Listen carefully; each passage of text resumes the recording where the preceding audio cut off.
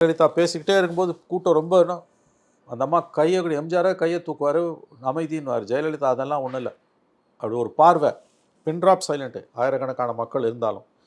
இவருக்கு வர கூட்டம் வந்து யார் சொன்னாலும், இவர் சொன்னாலும் கேட்க மாட்டேன்றான், போலீஸ் சொன்னாலும் கேட்க மாட்டேன்றான், கோர்ட்டு சொன்னாலும் கேட்க மாட்டேன்றான், யார் சொன்னாலும் கேட்க மாட்டேன்றான்னா நீங்கள் எப்படி ஹேண்டில் பண்ணுவீங்க?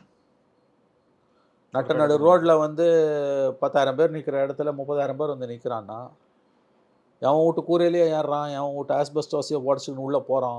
கோவில் திருவிழாவிலையும் இதே கூட்டம் தான் வருது, இதே அளவுக்கு தான் வந்து நிற்கிறானுங்க. அங்கே கூட எவனா உள்ளூர் தலையாரி சொன்னால், உள்ளூர் பிரமுகர் சொன்னால் கேட்பாங்க, லோக்கல் பீப்புள் சொன்னால் அவன் கேட்பான்.